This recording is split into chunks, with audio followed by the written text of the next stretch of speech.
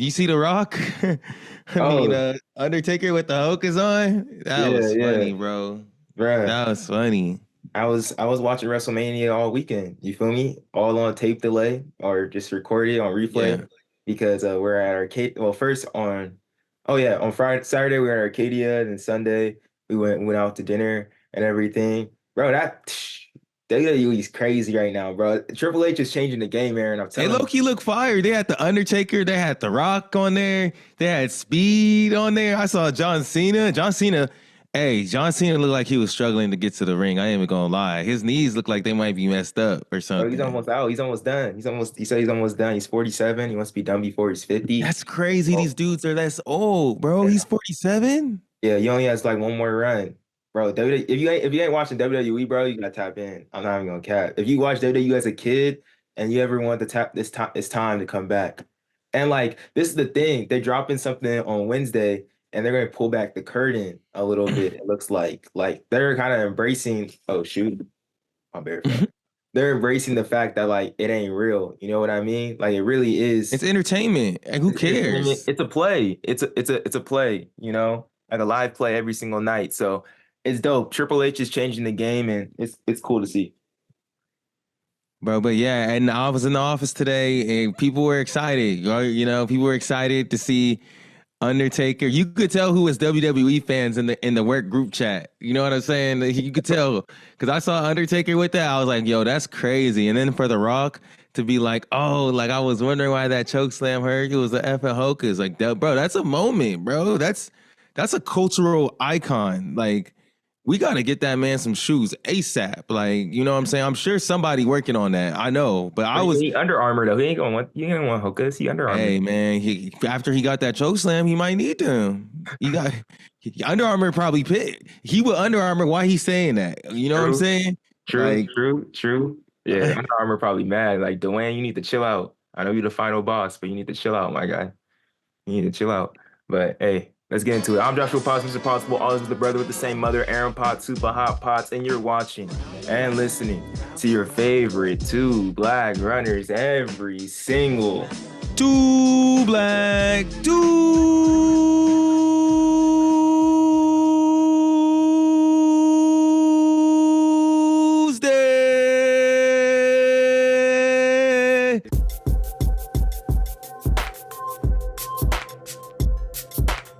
Yes, sir.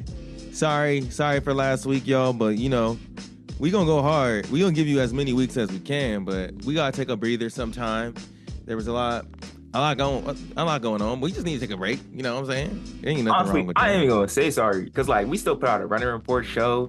Oh, for sure, that's facts. We had like 3 running report posts go up. We had a 2 black runners post go up. You feel me? Like we still live, we still happening. You know, we just didn't have a podcast come out. Like For sure. I'll say sorry for not telling y'all about it, but like content is being producing and like we were at the Arcadia Invitational this past weekend and we got a whole lot of content that we want to share with you right now. Like let's jump into this right now because Arcadia was an exciting time. This is our second year in a row going as media to the Arcadia Invitational, and like it was really just it's always, I think it's really fun to just be at these high school meets and be able to see the next generation. And it's getting even more cool now because a lot of these people, like this is our second, third, fourth time interviewing them. We're seeing them grow up and seeing them get faster and faster.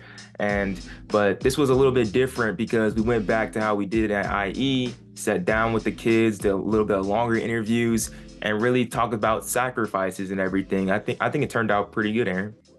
No, same. I think it was a great idea to just go in there, but we've just found over time from doing Nike Outdoor Nationals and other things that, I mean, younger athletes, they are a vehicle for inspiration.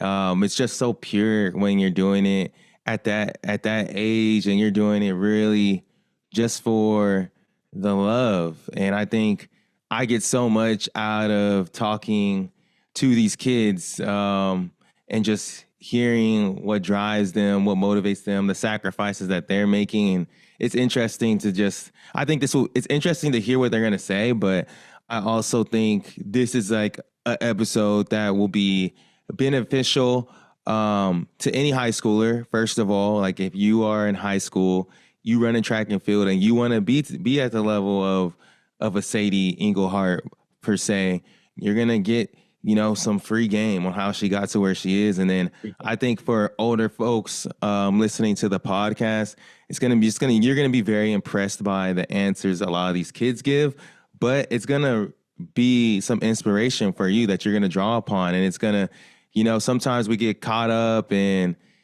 the 9 to 5, the work, the grind that we have. And it's easy to not really dream anymore, Yeah. So that's why I think it's important, this podcast is important. And I think that's why I get inspiration about it, because it takes you back to that time when you had such big dreams. And I think it's important, no matter the age, even when you're 60, to never stop dreaming, for real. And one thing I want to say before we get into everything, I think it's really cool too, just the perspective of bringing on to the older folks or just anybody that's a fan of high school track and field and you follow it closely. Like if I wasn't doing this podcast, especially because I was coaching, I would still keep up with high school track and field, and especially California and people in my league, just because California high school track and field is crazy. It's always fun and it's exciting as a fan.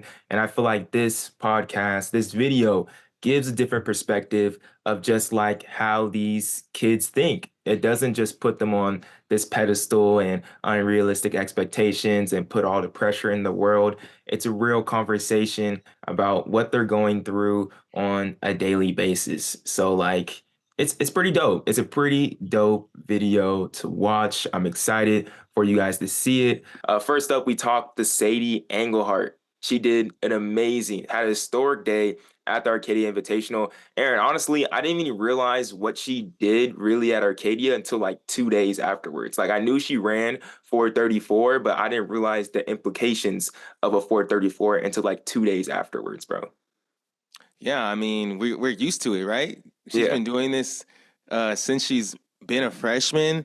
And what's most incredible about Sadie is that every year she improves, and also I didn't really hear the interview exactly. I was filming this one, so I'm excited to hear it too. But I've always felt that she was very just mature in the way she approached the sport since she was a freshman, and had, the expectations rise for her every year. And she just seems like she handles the pressure so well and is very humble about it too. So she's always an exciting athlete to be able to watch, especially since we got to watch her since the freshman year. That's super cool that we've had the privilege of seeing that greatness year in and year out. Absolutely. This is 3-time Arcadia champion now in the Invite Mile. Second fastest time outdoors for a high school girl, 4th fastest ever, including indoors. It goes Mary Kane, Alexis Inferson, Caitlin Tui, and then Sadie Engelhardt. But crazy. This is what she really had to say about sacrifices and what she felt on that particular day. We're with Sadie Engelhardt, obviously. What, 4:33? 4:34. Yeah. I believe I was looking at it. You're the second fastest in U.S. high school only competition now. You accomplished that today. An incredible race. What's your takeaway from this? This is the first time you've been really pushed in a high school race since Dahlia, freshman year. What's your takeaway? Yeah, I think it's great just seeing how people improve. I think Jane's, kind of development and improvement is super inspiring, just especially with her injury too. She's just, on a whole nother level. And I literally told her before the race, I'm like, everything happens for a reason, girl. You're off the charts right now. But it's super great to have kind of that battle I did my freshman year. I think that's a lot of what kind of drove me to be such a fierce competitor, I guess, is just that competition. So I'm definitely glad it's coming back. Yeah, it's exciting to see, and I'm sure we're going to see more fast racing. Just even like last year, seeing you racing Mackenzie in 800, like that brings out such exciting races. Exactly. But we're here on our podcast today, we're talking about like sacrifices, and I believe all of us, we have to make sacrifices, especially for this sport. What are some of the sacrifices that you feel like you had to make that you didn't expect to make when you like really went all in on running? Yeah, I think honestly, running is like a super tough sport. I honestly think it's one of the hardest, and just because it is so like mental and physical, I think just I guess the time that you have to put in. I mean, it's only, I mean, sometimes it's like you do doubles a day, but it's only like 2 hours, I guess, on average, or an hour and a half every day. So, but it is like hard work. So I think just, prioritizing that sometimes can be a sacrifice. Just, say you want to do something with your friends is kind of basic, but if you want to do something with your friends and you can't, you have a double, or, you have a race the next morning. Stuff like that, I think. But I think,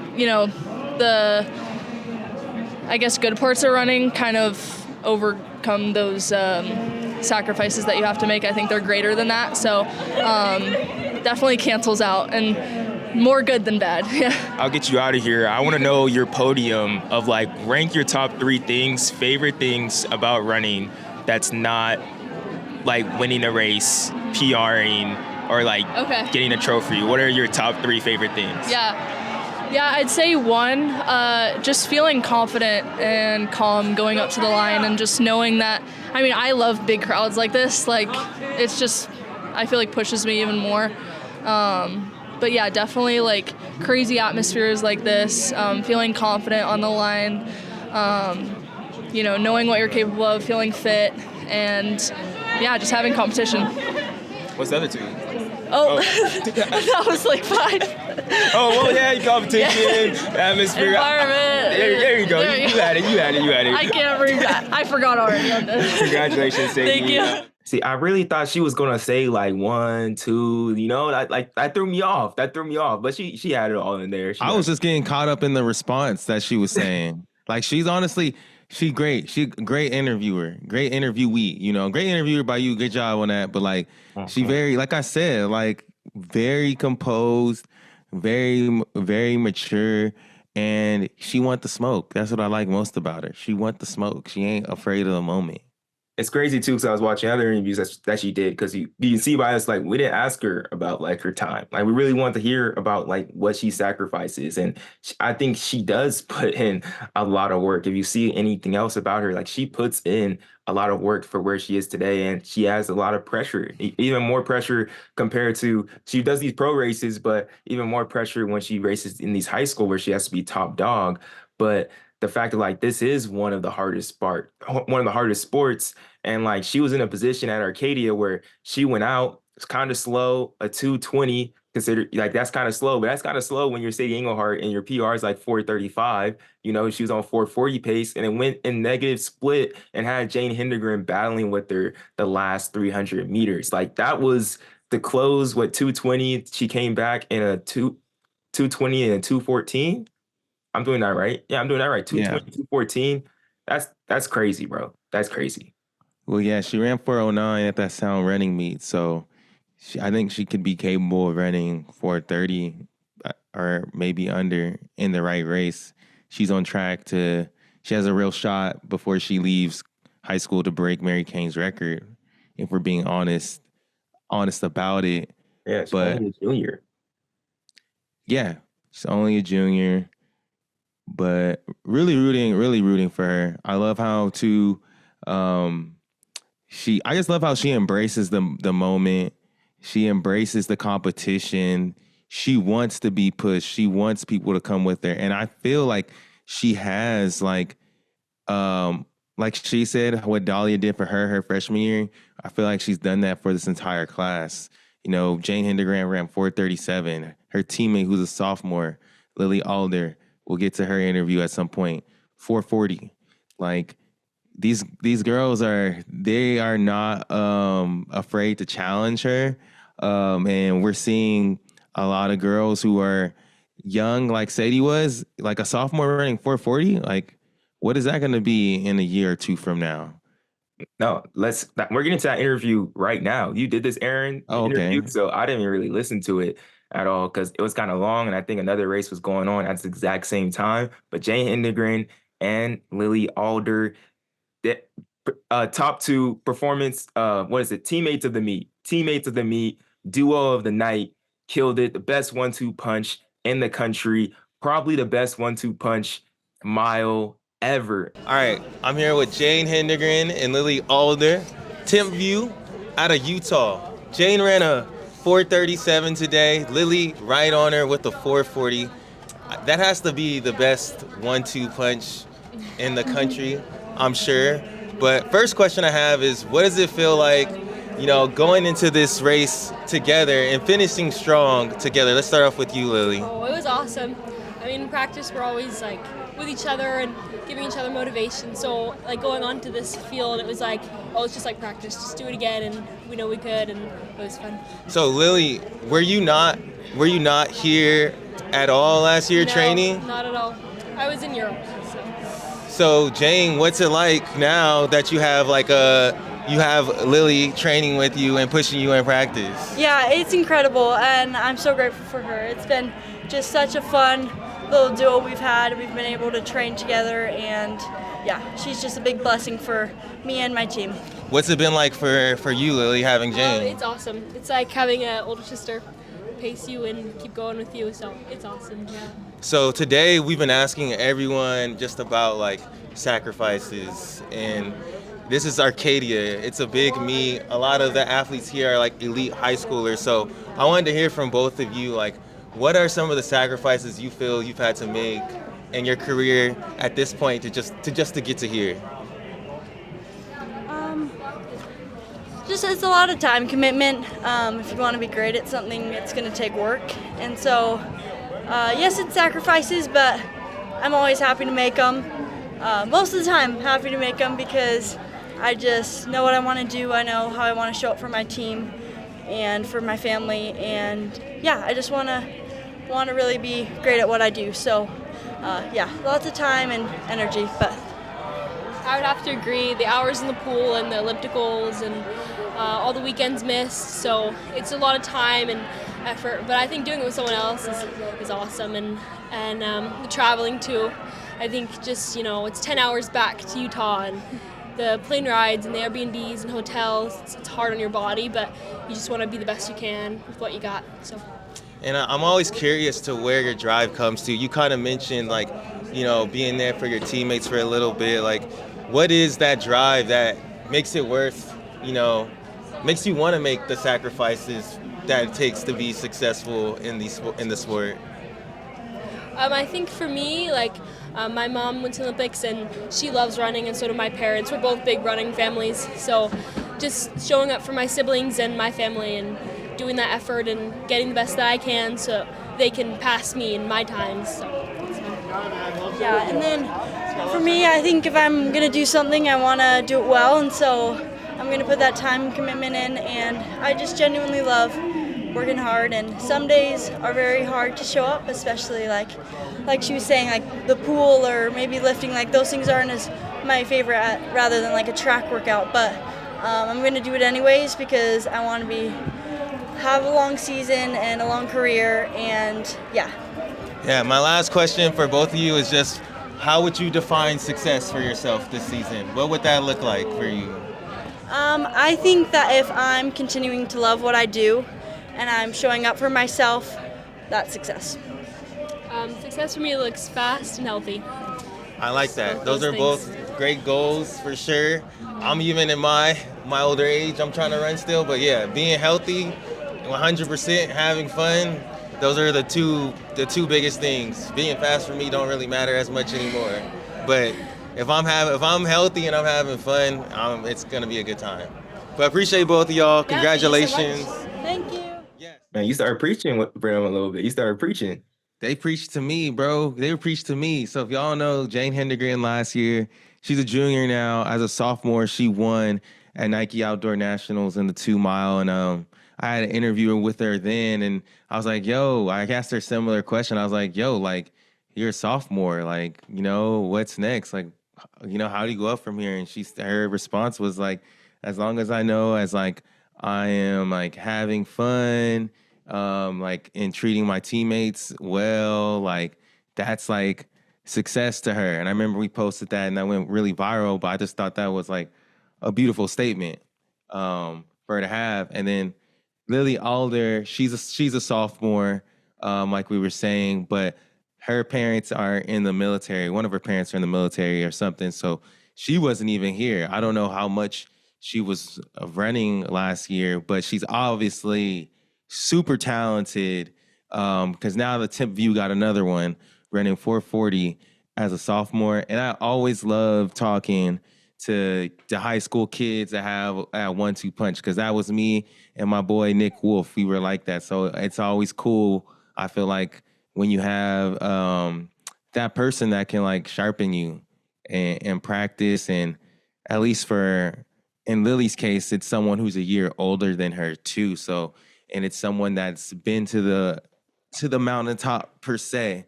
So I don't know. I enjoyed that conversation, and I love that they already like Jane. I feel like Jane is just gonna be a super inspirational person. Shout out to her parents. Like, they're doing a great job. Like, I love how she mentioned her family and her team as like those are the things that drive her. And what I'm finding is like these kids, like a lot of them don't put pressure on themselves, bro. They don't put pressure on themselves to perform. I think that's the key. That's the key. And I think that's definitely the key too when they're doing so much. Like, in the interview before, Sadie mentioned Jane had an injury and she was, like you said, she won Nike Outdoor Nationals. And then coming in, I was like, Jane's going to be top to go to NXN. Like, she probably will win NXN. And then the injury happens and everything. Because then she won Woodbridge in the beginning of the season. But like the hours in the pool and the elliptical, like those types of cross training, you really gotta love that. And you really just gotta learn. And it's great to have people around you that just teach you that. And especially, I think that's amazing for Lily to have someone like Jane be able to train with. That's amazing. And it's essential on every single team that you go into, not just on your cross country track team, but the teams at your workplace and everything, to have some type of vet with you. Somebody that really has that, and I think is going to have it no matter what. Benjamin Harris. This dude won the 100-meter invite for Long Beach Poly. Everyone knows Long Beach Poly produced some of the best track, basketball, football, any type of athlete you really want to think about out of Southern California. Well, this freshman won in a 10-3 wind-aided 2.1 or 2.3 wind. Dude, after he won this, the entire team came in the media celebrating with him. Aaron, you talked to him. Let's hear from Benjamin Harris. All right, I'm here with Ben Harris, freshman, 10-3 at Arcadia, one of the biggest stages in California. Initially, what's the feeling of just coming away a winner today? Great feeling. I'm very proud of myself. I'm thankful for my coaches for just taking the time out of their day to just coach me up and teach me on things that I didn't know at the beginning of the season that I know now. And just glory to God. Just want to thank you for giving me my abilities to even come out here today, because without God, I wouldn't be here right now. So I'm just very proud of myself, very accomplished, but always room for improvement to get better. I love that. I love that you're already thinking about that improvement. But today, a lot we're talking about is sacrifices. You're a freshman. You're only 14, 15 years old. A lot of freshmen right now, they're not really trying to put in the work that you got to put in to be where you're at. So what are some of the sacrifices that you've had to make in your life to get to this level? I had to sacrifice hanging out with my friends. Even though they was like, Ben, come over here. I'm like, nah, I got to get to practice, because I already know without practice, I'm not going to be here today. So I just had to tune them out, let them know, hey, I got hard work to put in right now. I could catch y'all later. And just sacrifice I had to make. I know I had to sacrifice a lot of things, like not just my friends, but I had to sacrifice the game, sometimes sleep. But for real, it was just getting my mind together to even go to practice, even work hard. Because I know sometimes I don't be feeling like it, but I know without practice and just getting coached up by my coaches that I wouldn't be here today. So where does that drive where does that drive come from? That drive is just people thinking that you can't be a freshman or even come out here and showcase your ability. Always thinking either I'm a holdback or you just got to be a junior or senior. I wanted to show them that even though I am 15 years old, I can still come out here and compete with the best. Even though they may be older than me, I'm still that young guy that's here to stay, and let them know that I'm here to stay for the next 3 years. So where would you say then, what would you define as success for you this year? Success would be at the end of the season knowing that I gave it my all, whether I got first, second, or third, just knowing that I gave it my all and I had no regrets. That's success to me. Hey man, I already think you're pretty successful if that's the goal, man. You're doing it. Thank you. And I love seeing your teammates root you on. What does it feel like? You know, Long Beach Poly, it's a historic school. Y'all have so many greats that come out of there. So what does it feel like to represent that school and have all your guys behind your back? It's just very grateful, just a great accomplishment, because I know there's a lot of big names that came out of Poly, and for me to already be up there at this young of an age, and just knowing that my teammates have my back the whole way is just very humbling. Just makes me very happy and excited to do the next 3 years with these boys. Well, appreciate you, Ben. Excited to see what you got next. Thank you. That boy might be the one right there. That boy beast, man. He came ready. He said, I gotta thank God. You know what I'm saying? My coaches. I'm like, man, this dude coached up, bro. No, he already got his priorities in line. Get off the game. You know what I'm saying? The thing I liked about the sacrifices, this is the best thing, bro. This man, that's probably the best one out of everybody that said he had to sacrifice his feelings. He had to sacrifice his feelings, bro. Now that's hard to do when you don't feel like you want to go to practice, but you still go to practice and you change your mindset getting ready to go to practice. That's the hard one right there, be able to sacrifice your feelings. Because at the end of the day, it don't matter how you feel. It don't. Like, you got to do it. I'm saying it might be when his coach telling him he need to do something he don't want to do. Exactly. Or telling him in a way he don't want to hear. It's like, you know. Sometimes it don't matter what you feel. And that's what's wrong with this generation today. I'm just playing. Okay. Okay. Everyone worry about their feelings now. Just like, no, it's true though. We are listening to too much Drake and J. Cole, getting in your feelings, bro. Come on, man. Drake a crybaby. Hey, but my boy, he was a Kendrick fan. This dude was a Kendrick fan, so it makes sense that he responded how he did. That was a good message though. Just him saying that, like, bro, like I don't have to wait. Like even though I'm young, I don't have to wait. I gotta go out. I can do it now, and I think that's really just leaving it all out there. Just see what happens. Leave it all out there. Like really, it's not even putting pressure on himself or saying that he's all that. It's like, why wait? Like let's see what happens. Let me run, and if I fall on my face, I'll fall on my face. Like, you know, like there's no shame. No, he gonna be good. He gonna be straight. Stay healthy, Ben. Keep on your grind. Keep on listening to your coaches, bro. And you gonna get to some big places. I'm excited.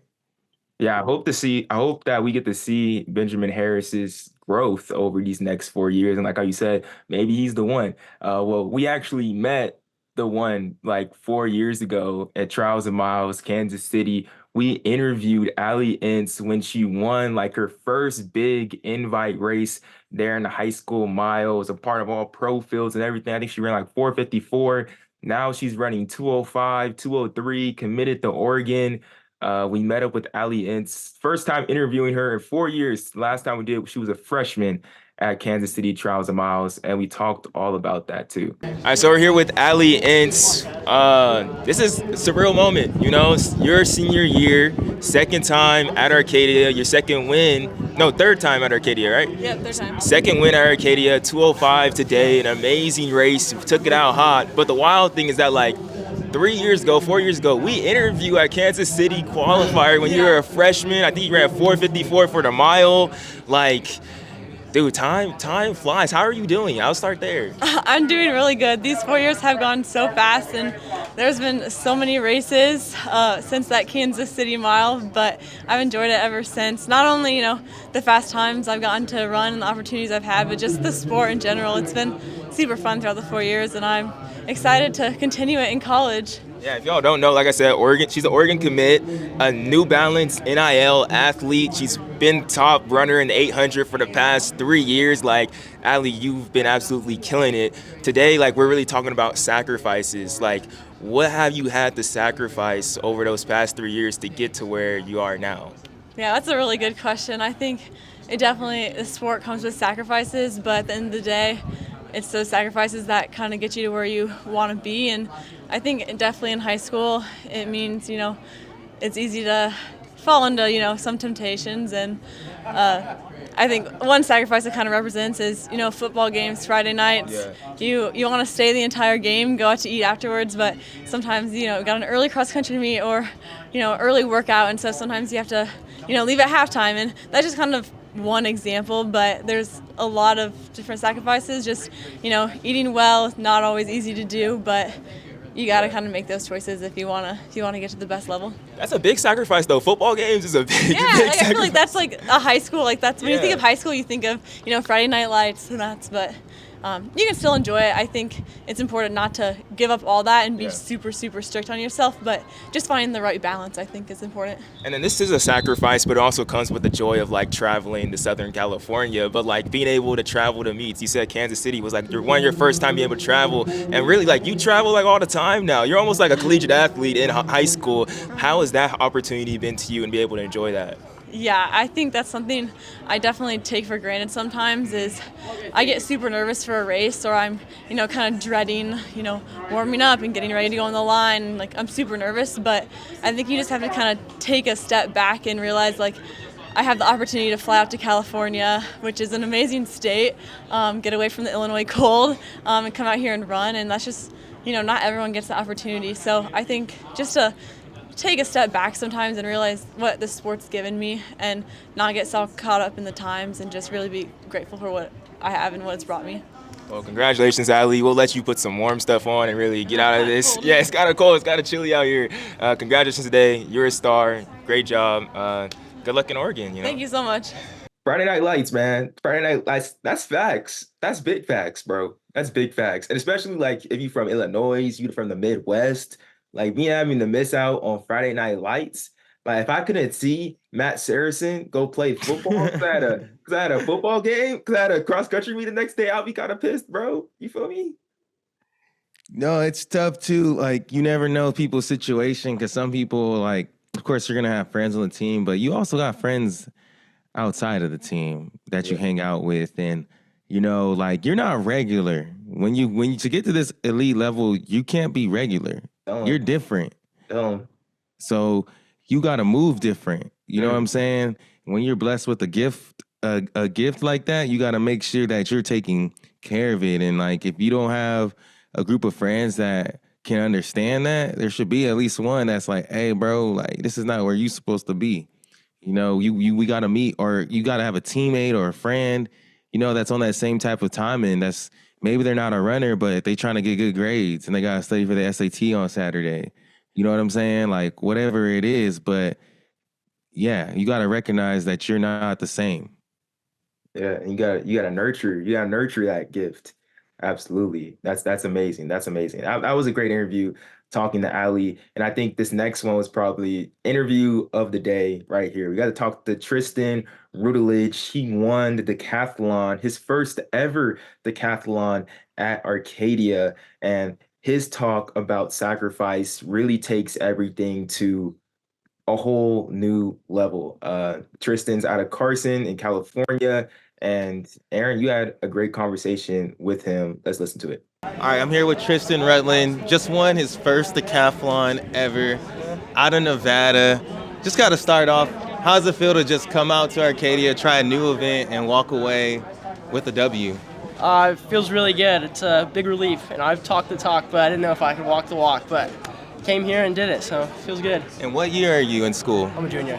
So you're a junior in school, and like, I don't know you, but you say you talk the talk. And like, today we want to talk a lot about like sacrifices. Do you feel like you've had to make sacrifices to get to this point in your career? And what are some of those sacrifices? Yeah, I've had to sacrifice a lot to be here. It's been really tough the past few months. I've been dealing with a lot of injuries and stuff coming here. And I had to prove a lot to myself, and a lot of sacrifice.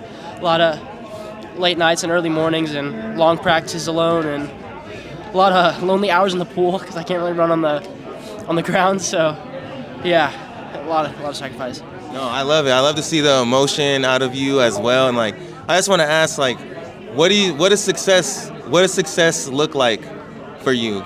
People define success a lot of different ways, but for you in particular, what does that look like? What does it mean? I want to be the greatest ever at the decathlon, and score like 9,300, something like that. That'll be the best mark in history for any event, based on world athletics. So that's my main goal for my career. So What made you put that bar up there to be the greatest? You know the number down to it, and you already making the sacrifices as a young man to get there through adversity. So what in your mind made you think that you could be the greatest? I don't know if I can be the greatest, but I might as well say it, right? Go for it.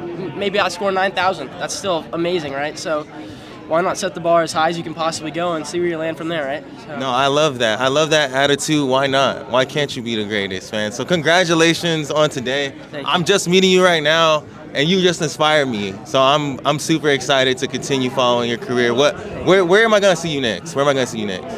Probably Nike Outdoor Nationals. We'll be there. Awesome. I'll see you there. Yeah. All right. Well, congratulations, Tristan. Thank I you. appreciate you sharing all that, bro. I appreciate you asking. Yeah. Thank you. Basically, I was looking for someone. I can't remember. There was some race. I was looking for someone, trying to grab him.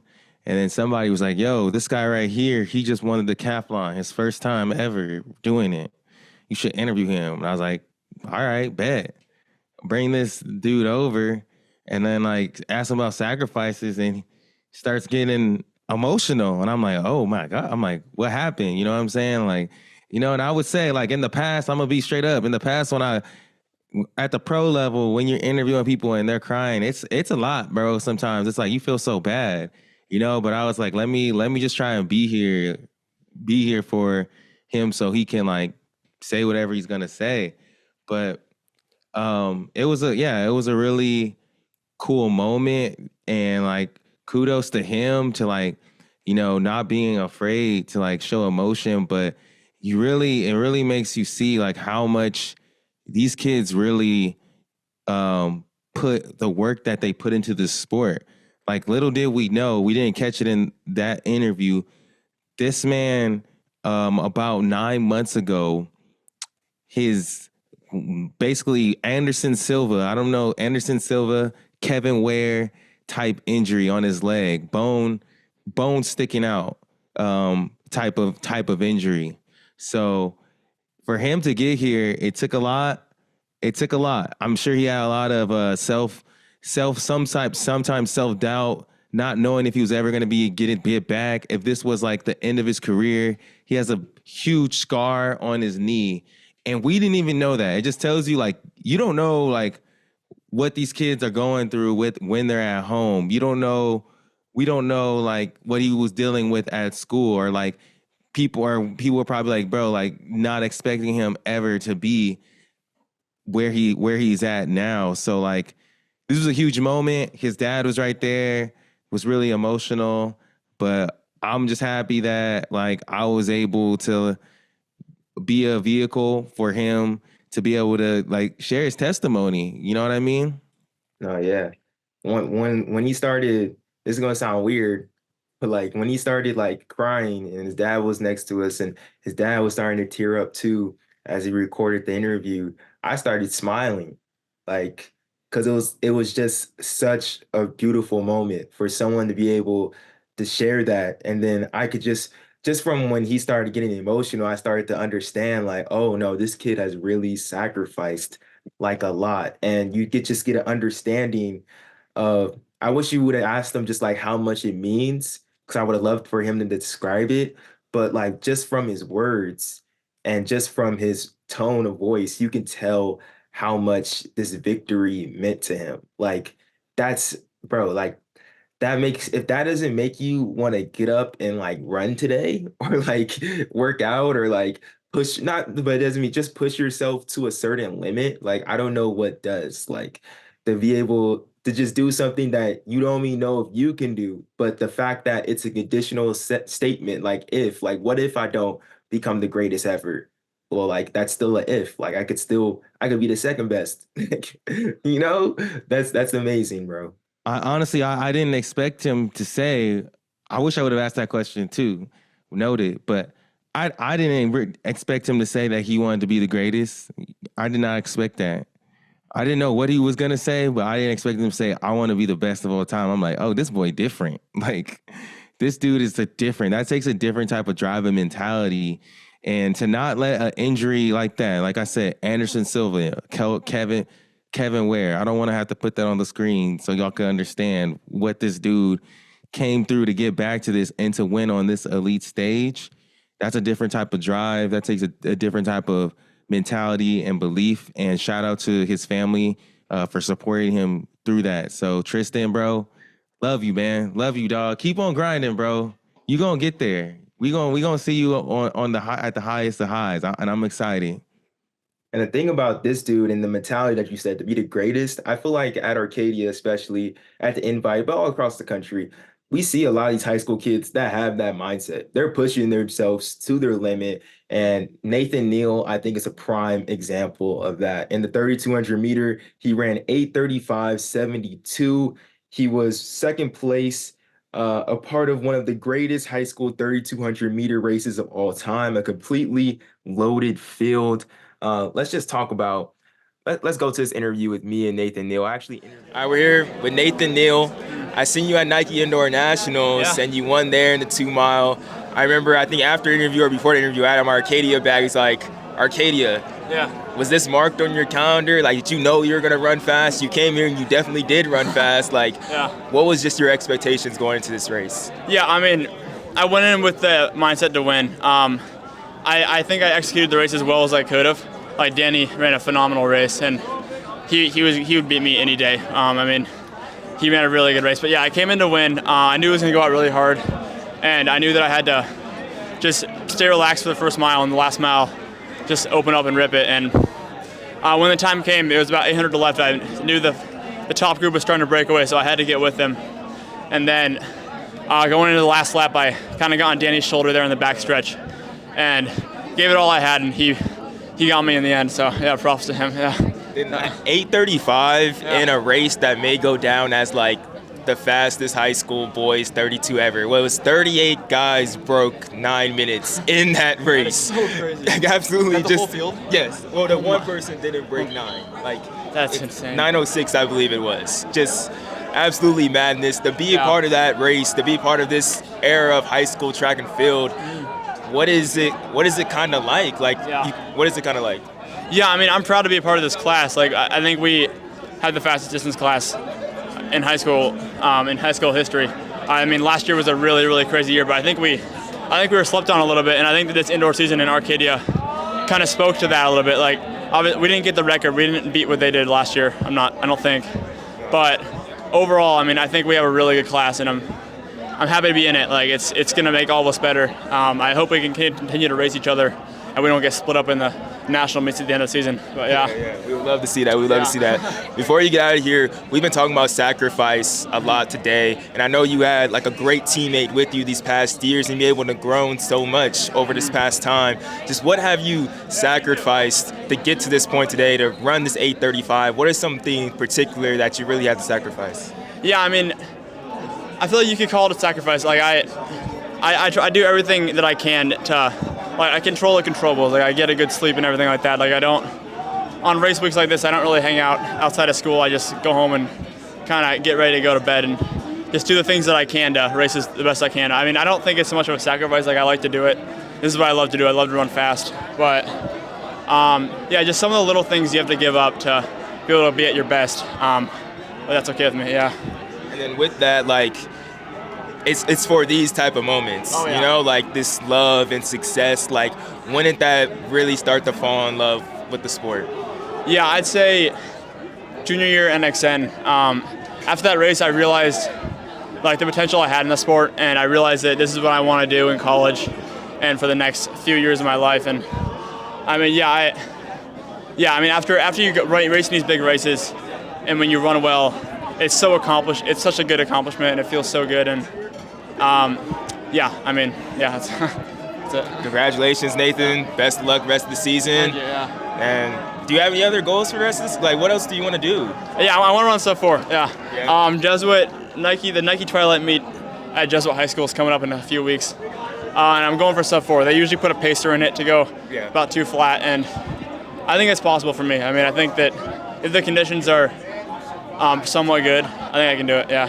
I'm going to circle my calendar because just like how you told me Arcadia, like you're hyped for that, you're expected and you're hyped for this race, and I believe something special is going to happen that night. Thank you, yeah, I appreciate it. I'm ready for that. What day is that? What day is that? It's late April. Late April. Like April, last weekend in April, I think. All right, that's all I need to know. I'm circling my calendar. Okay. No, congratulations, Nathan. Thank you, appreciate it, yeah. I already got it circled, bro. I got it circled on my calendar at the house. I got it circled. I know it's going down. Jesuit, bro. Breaking 4, Nathan Neal. Like, shoot. This class is crazy. This class is insane. I think they could have like 7 or 8 people breaking 4. After what we seen, 70 guys, about 70 guys, a little under 70 guys, broke 9 minutes this past Saturday. Aaron, when you're in high school in 2012, bro, what, like when someone would break 9, what did that mean, like, to you? When you heard like someone broke 9 in 32, like, what did that mean? You feel me? They were nice. They were nice, but they were still like, I think at that meet, Footsum and Bernie Montoya were battling, and I feel like they ran like, we were like the era where people were starting to consistently go under 850. Like if you were ran in like 847, 45, because I remember Lucas versus Bickus, I think he has the national record, right? You may have it, or you might not have it no more, but it's like 830. But that was insane. You know what I'm saying? So to have multiple people in the 830s is crazy. But if you were to get under 9, like you're one of the best. I mean, if you're between 857 and like 859, you're one of those ones. Like you're gonna go to a D1, bigger D1 if you want. So, but if Aaron, let me give you this stat real quick. So 2012, like you were right, Footsum, he ran at Arcadia. He ran 947. Bernie Montoya right behind him, 948. Craig Nowak. Oh, dang. Shout out Craig. Craig Nowak. Yeah, I remember him. I told him Craig was nice like that. Okay, Craig. Yeah, bro. That boy was nice, dog. Yeah. Okay, so Craig Engels on here too. He ran 855 that year. Okay, I'm getting caught up. He didn't run at Arcadia though, did he? Yeah, at Arcadia. I didn't know that. I didn't know that. All right, dang, I did not know he was that. Okay, whatever. I'm getting caught up. Okay, so 2012, bro.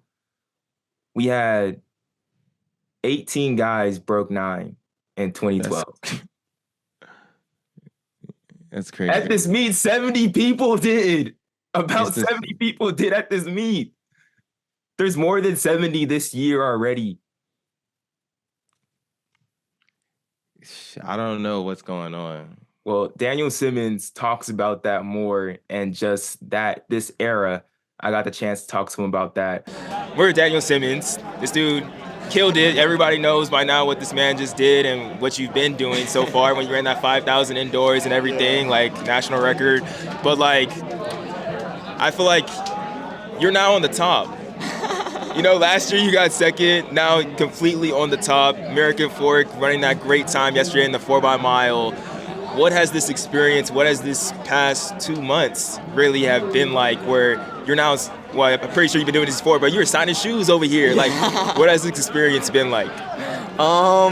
It's been fun. I mean, I think like my belief has been just carrying me along and helping me, you know, grow inside my heart and mind that give me strength beyond what I have on my own. And it's great to have the opportunity to meet so many fun people and kind, and just super happy, excited to see meet people. It's just like super neat experience. And I want to talk about like those people, and especially the people that you're racing against, because that was an historic race. So many people under 9 minutes. I think it was about like 36. Only like that's crazy. That's crazy. What is it about this era of high school that you're in right now? Like, it seems after COVID, everybody just turned up. Dude, I mean, with everybody, you know, with COVID, like especially, I think like everybody wanted to go and prove that, you know, these records. We've been working hard in the shadows. No one's been able to do anything, so let's show them what's up. And then after that happened, like all these high bars were set, you know, the only way to reach them is to believe in it. And so this like normalcy of belief in one's ability to do things just like spiked, and I think that's just the key to getting records, honestly. This man, you dropping wisdom. Don't give away the secrets. Don't give away the secrets. And then we've been talking about like sacrifice like a lot, and we'll end off here. Just what are the things that you had to like sacrifice in this sport that you didn't really expect that you were gonna have to sacrifice to get to the level where you're at?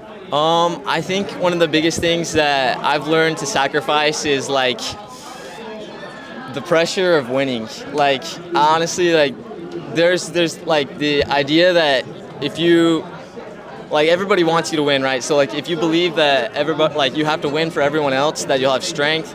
I don't know if that's necessarily true. I mean, I think the biggest and greatest thing you can have is just knowing that the only pressure you should be feeling is pressure from yourself to just do your best. Like that, I think that right there alone is a sacrifice, because you have to learn to overcome caring about what other people want for you. And you know, maybe another one is like I think a big one for runners that is makes a difference is sacrificing like foods. I don't know, a certain type of food, like greasy fast food. I don't know. I feel like that's something I sacrifice a lot. What do you miss the most from that? I think what food? Yeah, I mean, pizza. Pizza is so good, but I don't eat it. So. What do you eat after this? After a race like that, after a weekend like this, what do you eat?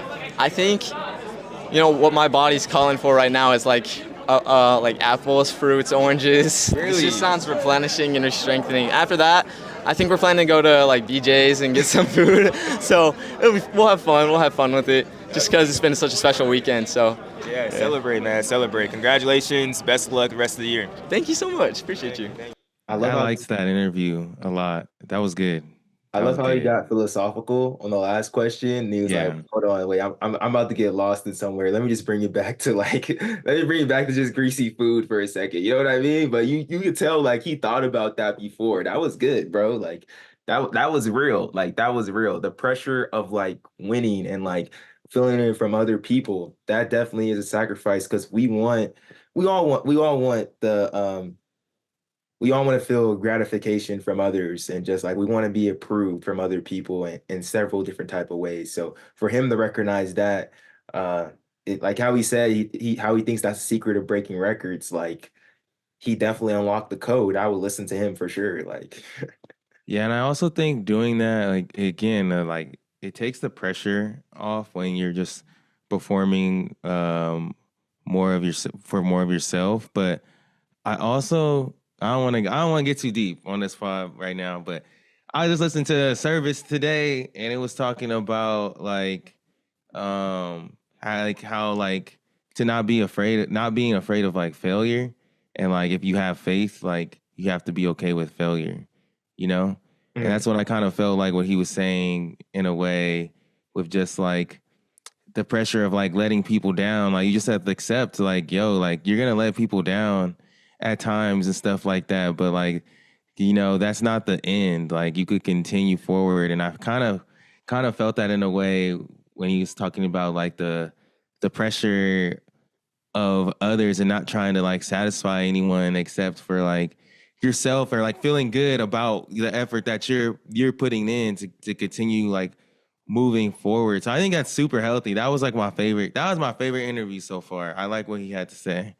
No, that was my first time getting to talk to him. He was a cool kid. Happy dude. Yeah. A happy dude, you know what I mean? So we got through and we talked to a lot of the champions, but there's also some other people that weren't champions on the day that really had great days or didn't have the greatest day, but like we had great conversations with each one of them. This next one coming up is PANHDER out of Clovis West. This dude had an amazing race in the 3,200 seated race where he ran 800 meter rated race. He ran 8:57, first time breaking 9. Aaron got to talk to him. Let's see what Teg had something to say to Aaron. PANHDER out of Clovis North.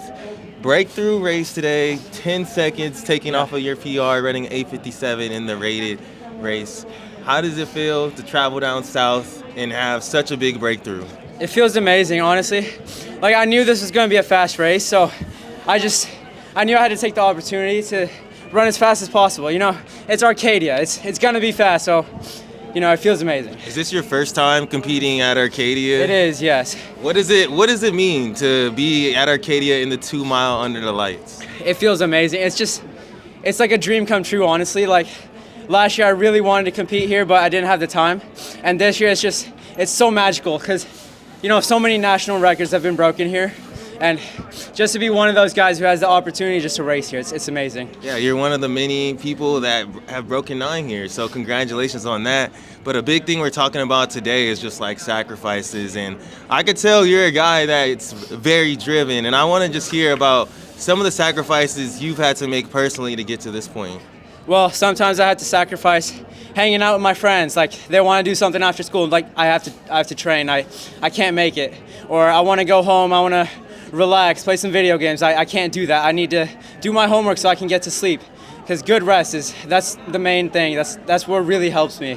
Where does that drive come from, and was that something that was instilled in you by somebody? I think it just comes naturally, but also with the help of my family, my friends, my coaches, that really helps to just give me that drive to do better, to make someone proud of me, but most importantly, make myself proud. I love that. I love that it's all about just making yourself proud, but like, what does that look like to you? What does success look like, and what is, like, if you're looking at like younger you from like 3 or 4 years ago, what about you now makes you proud? That I just compete. I do everything in my power to just compete and race hard. Just doing the best that I can. Given this talent, I don't want to waste it. No, I love that energy, man. You're inspiring me to go hard every day. But congratulations on such a big PR. Thank you. I'm excited to see what you got next. Yeah, I have West Coast relays next weekend. Looking forward to that. And then later on in the season, we got championship season. Looking to make something out of that. Dang, man. I like that interview, bro. I like that interview. That's my guy, bro. So this dude, I just saw him walking around. It was another moment where it was like, we're looking for someone to interview. This dude, he had a monster kick to win his race. And I could just tell the way he was walking around afterwards. Like, this dude got a different type of energy. And I don't know, tell me if I'm wrong, but I felt like his just energy like coming through so much. And that's why I felt like I needed to talk to him. But again, bro, like, I love what he said about just wanting to get out there and compete and to make people proud. But at the end of the day, like, you want to make yourself proud. And like, honestly, I share that same mentality. Like, I definitely want to make my family and my friends proud. But I think back about like younger me and making that person proud. But I'm also someone like just in life in general, like I'm going to compete like with myself. Like I'm going to compete to push myself to be the best, like in whatever it is that I'm doing to be my best version. And that's what I think like is like a big lesson that like you can take from doing sport. And I love to see it in these kids, and I hope they keep to cultivate that from when they're out and done with the sport too. No, and what I think I really like about doing this is that that's a great message to hear, but we're not just hearing that message from Sadie Engelhardt or like Lucas Verzbickus or the Nico Young. Like, we're not just hearing that from the best in high school. No, we're hearing that from like just like Teg Pander. You feel me? Like, this dude could be the next big thing, but at this moment, people don't really know his name like that. You don't got a blue check on Instagram. At least I don't think you do. But you don't got a blue check on Instagram and 50,000 followers. You know, like this is after this interview though. No, I'm just kidding. It's an ordinary kid with big dreams, and like how you said, hopefully he transfers that same mentality outside of the sport, because that's what it really is about. At some point, this thing ends, but the lessons that you learn from this, it's going to take you to the next. It's not always about just getting a fast time or winning a fast race. Like, you can be just as successful back in like 5th or 4th place. Well, this person didn't get 5th or 4th place coming up next. She got 2nd, Payton Smith, and ran amazing as well. A 53.7 number. Let me make sure I get this right. Number 7 in the nation currently right now in the 400. Payton, we talked about her. We talked to her at California State Meet this past year. Aaron got to talk to her again. All right, Payton Smith out of La Jolla, 53.5 today. I remember last year we met you at the state meet, and you talked about you never wanted to run the 400, and you did so well your first year in it, and it looks like it's going well going into this year. How did it feel? How do you feel about your performance today? Yeah, I feel like today I was just against such a good field of girls from all over, so it feels good for me to come out here, represent California, obviously, win as second place as a girl from California, which is awesome, and just kind of growing my mindset on the 400, learning to like it and kind of have more of a better mentality about it and winning. So it feels good to come out here, PR, and represent for California. Are you a junior? Are you senior? I'm a senior. Okay, so you're a senior, so this is a great question because today we're talking a lot about sacrifices. And you moved up to the 400. It was an event that you didn't want to always do. I just want to hear from you, like, what are some of the sacrifices that you've had to make to get to this elite level that you're at right now? Yeah, so I guess one would be I started off playing soccer, so I had to really just be like, that's not for me, that's not my path. Focus on track. I think social life is a big thing that comes with it. There's not much social time when I pretty much eat, sleep, go to school, and run every day, so I have to kind of find a balance between my social life and also running. Running turned into my passion this year too, so I think it's been really exciting for me to kind of learn to love running more. So that's a big sacrifice that I've had to kind of take on. And what would you say success looks for you? Looks like for you? Because sometimes people have a time or something, but maybe it's something that's not just so solid, like winning or anything, but what does that look like for you? I think success for me looks like just coming out here, running my hardest, trying my best, making my family proud. My whole family, my whole team is over there, so hearing them cheer for me as I run by, that's something that really kind of shows success for me. Obviously the times are great when they come and go, but I think it's putting in all the work and then you get the times. That's what success to me looks like. I don't care how, if I win, lose, whatever. Someone just asked me a question of well, you didn't win. I was like, well, I still PR'd, so I'm still happy with that. So no, that's a great attitude to have and something that you probably learned along the way, just maturing. So since you are a senior too, what would you tell a freshman or a sophomore on your team that's going through those similar transitions from choosing a sport, trying to find the balance of social life and track and field? Yeah, I would just say trust the process. That's the biggest thing I've learned through all of this is just you have to work really hard, but at the same time, when you're working hard, you get to come to these cool events, you get to meet new people, you get to show off everything you've been working for. So I think for me, it's so much fun when you can kind of look back now as a senior. For me, I'm looking back at all the times I had and just how much fun all this stuff is, meeting all these new people and whatnot. It's been a great experience. Well, appreciate you. Congratulations on a great time today. Thank you so much. Excited to see you again at the state meet. Yes, See what you're going to sure. do. For sure. And a Michigan commit on top of that. I think she's gonna be good, bro. Yeah, no, I think she's gonna be nice. Her development being new to the 400, 53 at this point in the season, and a former soccer player. I don't know. When people give up a sport, when someone sacrifices a sport to pursue track and field full time, that they're serious. That is really the ultimate sacrifice, because you're not only sacrificing the sport, you're sacrificing your friend group a little bit. You're not going to spend as much time with them, and that feels like a lot when you're in high school. No, yeah, hey. But sometimes you gotta make that decision, bro. That's a hard decision to make. But sometimes you gotta make that decision and stick to it. And when you do it, and when that thing starts to become your passion, and you get over sort of that grieving process of all dang, I'm not playing soccer, I'm not doing water polo, I'm not playing football anymore. You can really start to fall in love with this, and that's great to hear that she's starting to fall in love with the sport, because hopefully that love doesn't just stop when the competing ends. She could keep on doing it down the line, and bringing on the other people. It's not just a trauma that's the side with it, because that happens for a lot.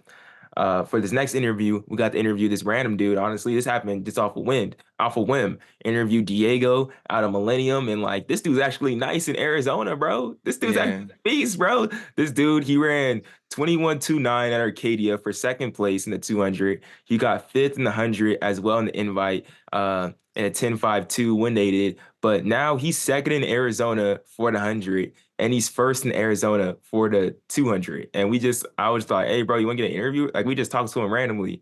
And yeah, this dude Diego is nice. So, all right, here with my guy Diego. Just ran the 200. What school do you go to? And you got a medal, so you obviously did good. I got second place, and I go to Millennium High School in Arizona. In Arizona, how was the travel out here? It was good. It was fast. I slept most of the way, so it was pretty good. Did you run the 1-2 as well earlier today? Yeah, I ran the 100. I got 5th place though. I ran at 10.5. So 10.5, and then what? 20? It was 21. 21-1. 21-1 here today. Walking away, what's your biggest takeaway from this meet? That's a pretty 10.5, 21-1. That's 2nd place, 5th place. That's a pretty good day. My 200, I'm proud of myself. My 100, I definitely think I could have did a lot better. My PR is a 10.4, so running a 10.5. I was hoping to PR out here because definitely had some fast sprinters out here. But I just think I need to improve my 100 a lot more. And being able to make it to this type of meet, I know in Arizona, were you at Chandler a couple weeks ago? You guys kind of have like your own type of Arcadia, but then to be here, come out here with the smoke coming out and like the hype, like what is the energy kind of like at the Arcadia track meet?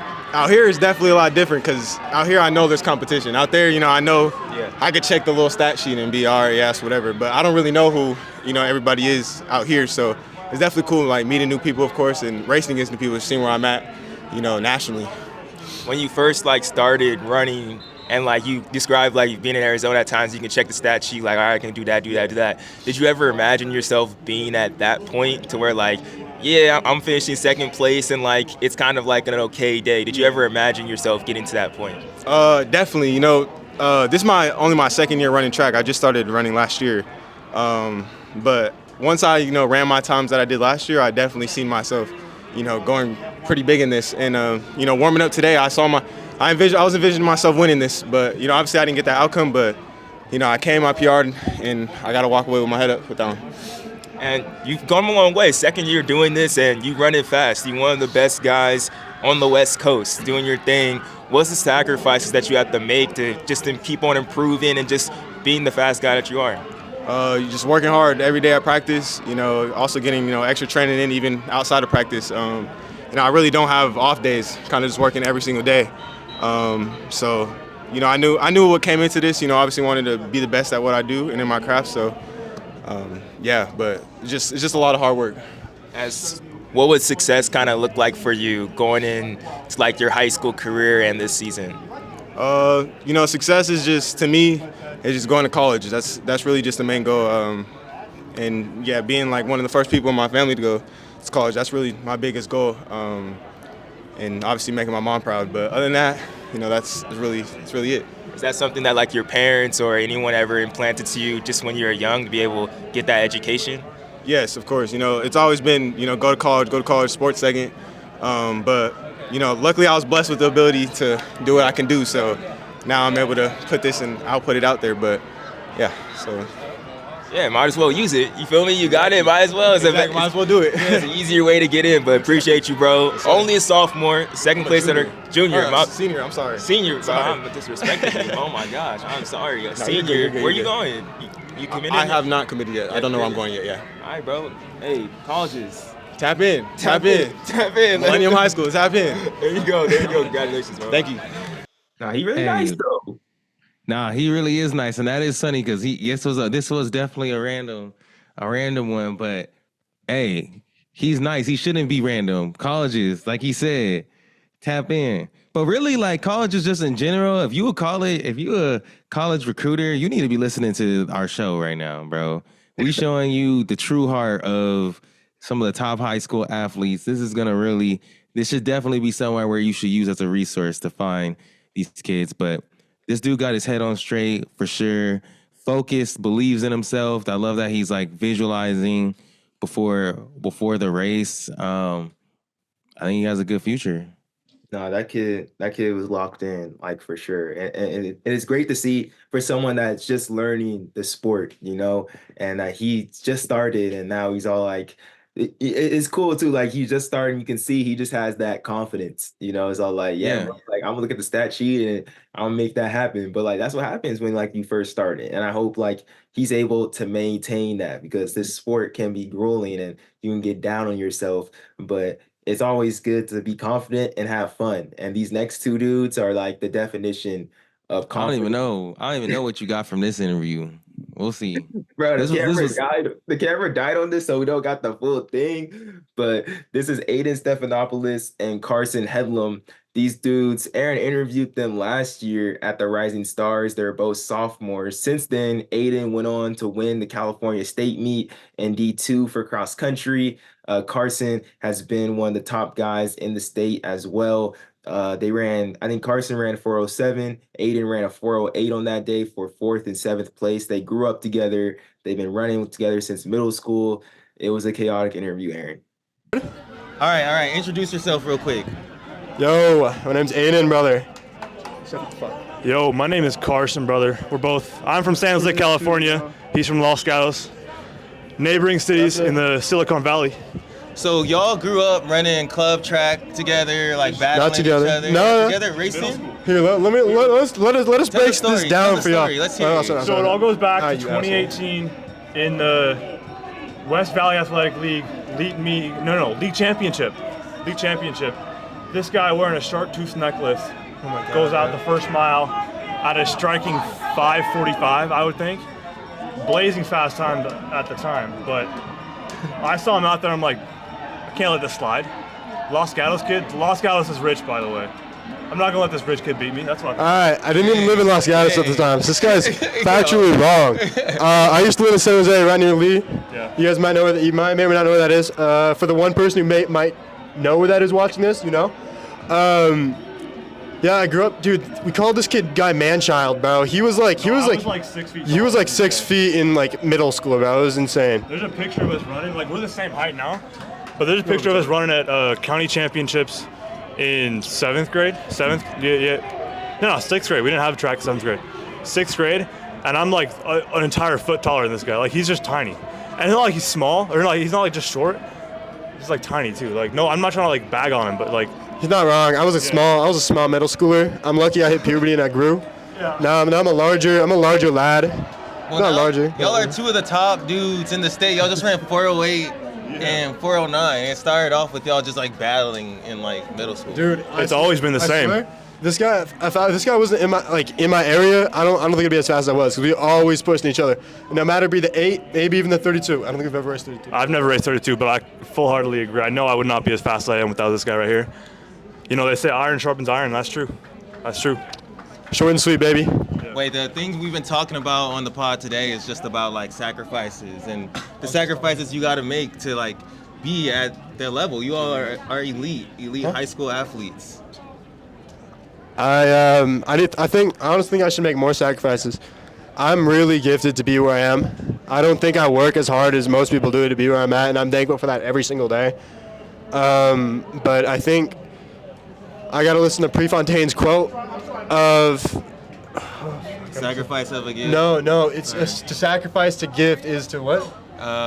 It's the sacrifice of to give anything less than a best is a sacrifice a gift, and I think I'm maybe sacrificing a gift here. Not that I'm not using it, but I'm not using. Yeah, you know what? That kind of died at the perfect time, low key. What else were you talking about? Because I was definitely chaotic. I wasn't there for the last part. There was just a lot of hey brothers. I don't know. There was a lot of hey, and they just I don't even know, bro. Like I don't know. I was trying to like get something out of that, but that was good though. That just reminded me of high school, chilling with the homies. But I definitely think both of those kids are really talented. I think Aiden is really, really talented too, and I think that. I mean, I remember watching them last year run like 4:14 or something like as sophomores. And then I remember seeing Aiden at state that year and he didn't run good. And I was like, yo, hey. And he was like mad. And I was like, okay, he a dog. Like he my boy Aiden, he a dog, you know? So like both of them, they dogs, you know? So like, I like seeing them race. I like seeing them battle. Like, yeah, I think we're gonna see a lot of Aiden and Carson for sure, and they have like the personalities to be stars, and it's cool that he like maybe he's not. He said he's not making the sacrifices that he feels like he needs to be, but he's coming to an understanding of like the gift that he's been blessed with. So maybe that will result in him making more sacrifices. But I think I got confidence in him, bro. I got confidence that he's going to be good. Carson did talk about some of the things he sacrificed, like hanging out with friends and stuff like that. And like the fact that Aiden has a friend, you know, that's going through this with them. He knows that this dude is like sacrificing to get there. I'm sure that it will, has influenced him and will at some point. And it's just like when you're at that level, you're around all those people all the time that are grinding and stuff like that. So like I think he's gonna man. The dude just ran 408, bro. Or they're in 409 or something. That's crazy, bro. They're only juniors. They got another year. No, facts. Like you said though, to have that awareness is good. To have that awareness is definitely good. All right, we're almost done out of here. Let's just do one more. We're gonna do this one more. Taylor Cox. I had to get this girl on the interview. I got to interview her and talk to her at the Armory when I was out there from Union Catholic. She was an amazing athlete. Last year, she got 4th at New Balance Nationals in the 100 hurdles. And what she's doing, I think, is pretty crazy. So she didn't have the best race at Arcadia, but the fact she's an out-of-state athlete all the way from New Jersey coming to California, a totally different experience for a lot of the people that we had to interview this past weekend. All right, Taylor Cox, you're a junior, right? This is Union Catholic. It's kind of, well, well known. Sadie McLaughlin, one of the greatest to ever do it. And you guys kind of always make your trip out here, but it's been a couple years. How does it feel for you? Or just how has this trip been so far, being able to come all the way to Southern California, middle of your school year, and compete at Arcadia? It feels very good. You know, this is our first outdoor meet, so it's good to come out to Cali. The heat, it's pretty high out. Not as hot as it was when I was first here, but it's a very good temperature to run in. And it just feels really good to come out here and just see new faces, a lot of new faces, you know, from different states out here, and just put my best foot forward and do my best. I know you're from Jersey, but you think this is hot right now? It's low-key kind of chilly. Like, I'm from SoCal. For me, this is hot for us. This is because it's been a little chilly out in Jersey. We had a semi-cold winter, but it's been getting a little hot. I mean, a little cold. Sorry, it's been getting a little cold, but it's a little hot. We got a little breeze. What, Aaron? It's about like it's like 72. It's good weather. It's good weather. I'm just saying, that's just the difference. It's the difference. I haven't felt this in a minute in Jersey, so yeah. So we're talking today really about like sacrifice as well, and just like what does it take to be like this elite high school athlete or just any type of athlete with this type of sacrifice? What kind of sacrifices have you had to make to get to where you are now? You know, we know you've done great things over the past 3 years. It takes a lot, and some sacrifices that I have made is just me being a teenager, like skipping parties and skipping time with friends, although majority of my friends are my teammates, but outside friends, skipping time with friends, and just putting all my time into training, like, you know, sacrificing my sleep some days. When we have spring break, we've been still coming to practice, 9 a.m., still to train for this meet. So there's some things I've sacrificed, but I'll do it all for this sport. I love this sport. Is that something that's really just crazy? Like, this is literally spring break. Y'all get no type of vacation, but like, does it, like you said, it's from a love from it. When did you start to fall in love with it and like, okay, I can start sacrificing? That's a good question. Right off the bat when I started, just the bond with my friends and everything just really showed me that like, all the love that goes into the sport. So right off the bat, I already knew I loved the sport. Seeing my friends, training my friends, being pushed by everybody. I love being pushed by everybody. I love when I have a little friendly competition, of course. But yeah, right off the bat, I always knew that I love the sport. What is that Union Catholic camaraderie like? I saw the 4x8. They won the 4x8 yesterday, I believe, the girls. And just, we know the whole team's out here. What is the camaraderie like on Union Catholic? It's just, you know, a lot, like energy, everything. Just like the Union Catholic, just the great, like it's a big name, big school, everything like that, holds big titles and everything like that. I don't know, like there's just a lot to say about the school. I don't really know. I'll say, like, what's like the funniest thing that you think your team does, and what's the most annoying thing that your team does too? What's the funniest and most annoying? It's probably from the boys team that'd be annoying, but what did they be doing? Yeah, they be mad annoying. I'm just kidding. I love them all, but one thing that's annoying is when our coach wants to give us lectures and wants to say the same thing 5 million times over and over again and make us take time like 30 minutes off of our workout. We could have been working out, but he's giving us. Love to be doing that, bro. They love to be talking, just chatting it up. But funny thing that we do is just, I don't know. We're just a funny team. If you guys saw us outside, you would think that we're so funny. We're funny. We're just funny. There you go. Taylor Cox, congratulations today. Enjoy Southern California as you got it. Thank you. Thank you so much. You really about to get this girl in trouble, bro. You about to make her have to get another lecture, bro. Bro, coaches do be doing that. Dad be doing that all the time. When I They used be to, when I used yapping, to be bro. They be crazy, yapping. just be talking like, bro, like, aren't we supposed to be? It's been like 10 minutes, man. We supposed to do another rep. Like, what are you doing? Gotta Even get when that I, inspiration. even when I was coaching with him, I'm all like, Dad, like, we supposed to do these 200 supposed to be 60-second rests. Like, you talking to them, and they just had 3 minutes in the middle of this workout. You messing up their workout, bro. Like, stop talking. See, you gotta like that. If you an athlete, like, you gotta take advantage of that, You bro. tired and everything, you still just talking to me. But nah, she said a lot of good. It is crazy, and I think that's where the inspiration for a lot of this video came was the fact that this was on spring break. A lot of these kids have to sacrifice, and just reflecting on kind of that today that some of these greatest athletes that we see in these high school athletes that we see on a daily basis breaking all these records. That like a lot of it is not just God given talent. Like it definitely is talent, but it's a lot of nurturing into their craft. It's working to their best. It's about changing their entire mindset. And this era of high school runners is just totally different, you know? It's a little bit of longer episode to get that point across, but I think we did, Aaron, to be honest. Like that was good. No, yeah, I'm taking away from this to just always to compete with myself to be the best I can. And don't put too much pressure on yourself to perform. Remember that you're doing it for you at the end of the day. Making people proud is the cherry on top, but making yourself proud is what it's ultimately about, and you can define what your success is and what that looks like.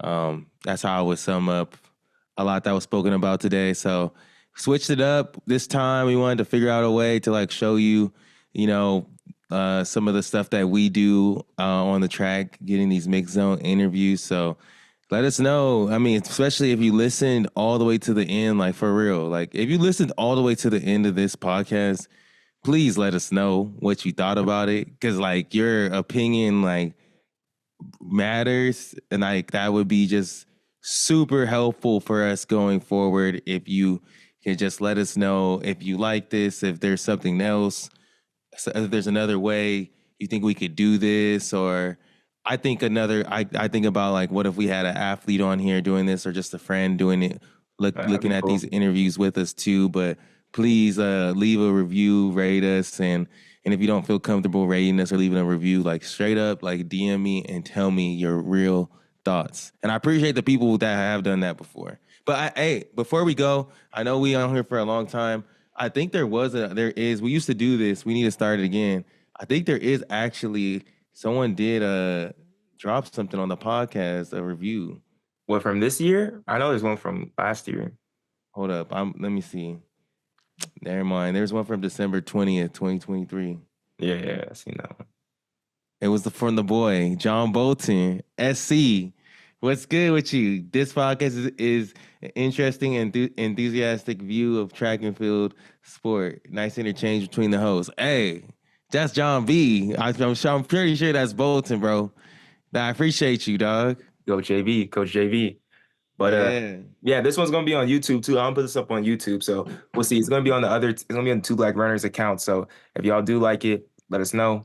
Comment down below, and we'll try and do this more. But appreciate y'all. We'll see y'all next week on the Two Black Runners podcast. If we don't see y'all next week, just know we resting. You feel me? But we be back. We'll be back. We somewhere for a show.